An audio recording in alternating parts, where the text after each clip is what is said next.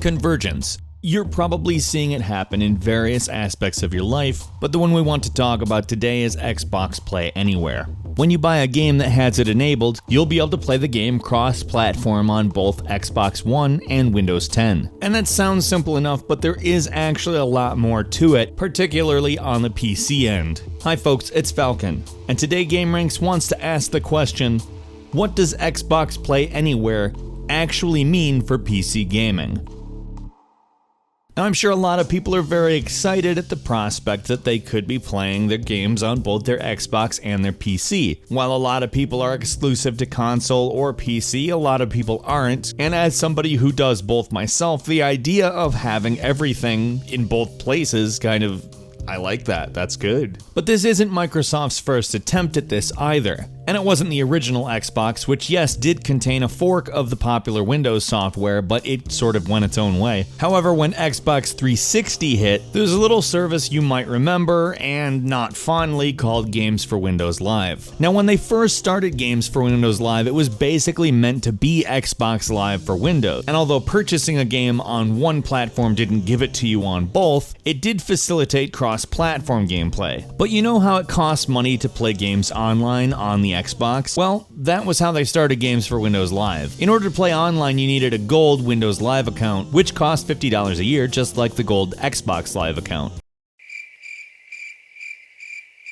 There are a bunch of other games on PC that didn't use the Games for Windows Live service that frankly were free to play online, and that pissed people off. In fact, a lot of stuff about Games for Windows Live pissed people off. So you might be able to tell why a lot of PC people are a little bit weirded out by the idea that Microsoft wants to unify everything again, when it kind of failed last time. And then they didn't really bother to fulfill their promises about cross-platform stuff, like when they updated Xbox Live's voice codec, they pretty much broke cross-platform voice chat in most games that used it. And they're just like, cool guys, see you later. But while I don't have a crystal ball, it kind of seems like this is going to turn out a little bit better. For one, right up front they've addressed a lot of the concerns. For instance, your saves, game add-ons, and achievements will be traveling along with you between the Xbox One and the Windows 10 PC, which is great.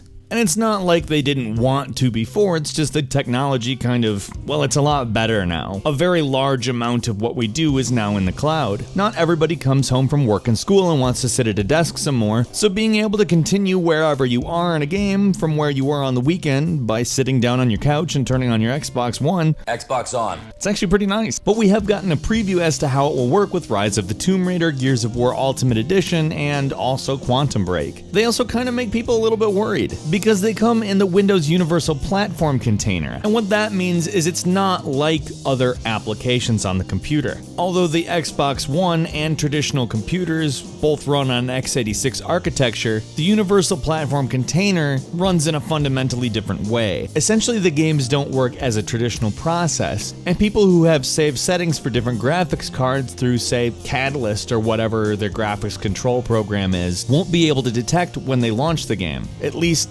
not in the traditional way. They may have some other way to do it, but in the games that I mentioned, the games just run in a borderless window and might look full screen, but aren't really. They don't get to have exclusive control over the video card, and therefore are sharing resources with the rest of Windows. On top of that, there are still problems with the UWP platform versions of those games. Their launch was not good, and they haven't been supported well either. They've done a decent job patching up Rise of the Tomb Raider, but the other two are not where they need to be. But the Forza spin-off that they made in the same way for the PC, Forza Apex, does pretty much run like it's supposed to. It looks fantastic, and makes it very clear that you can do it right, you just have to do it right. Now, there are some other limitations to buying a Universal Windows Platform game. For instance, mods are going to have some sort of official means of implementation, otherwise, really, how are you going to do it? Universal Windows Platform doesn't allow you access to the game's files the way that you would probably consider traditional Windows file structure. It's much more like mobile. And I don't know, have you ever tried to mod a game on an Apple iPhone? Well, that's kind of what you're dealing with. And not everybody's into mods, and some developers are much more into mods, and the people who like their games are usually more into mods than people who,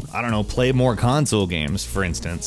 But even with that in mind, there is benefit here. I mean, I do kind of like the idea of only having one gaming community to talk about. I like the idea that my friends that buy the game on the PC aren't locked away from me, and I can play against them on the Xbox One. That sounded weird. I meant the one that comes out on Xbox One, the Xbox One. And sure, they'll have a little bit of advantage with the keyboard and mouse, but I'll still be able to play with them instead of talking to them about how we both love the game and both play it online and don't play it together. In fact, I would even say that that's the majority of the reason why I do play PC games when I do it. Like, aside from games that have huge mod communities, I kind of play PC games not because they're technologically superior there, although that is definitely an appealing thing to me. I'd say the main reason why I do PC gaming is that the community is a lot better. People engage in things that aren't just gaming, it's much more of a community in every sense of the word. And that's something that I definitely like better about it. But if you want me to be completely honest with you, I'd much rather just have a controller in my hand, be sitting on my couch, and playing my games on the TV. Because when I get the time to go and play the games, I want it to be as little like work as it possibly can be. On the downside, I'm not particularly excited about the games being Universal Windows platform apps. Like I said, they don't necessarily allow you to take exclusive control of the graphics card. They aren't full, quote-unquote, full screen, or real full screen, or whatever you want to call it. But again, there is the Forza spinoff that does work really, really well. And if all the games play that way,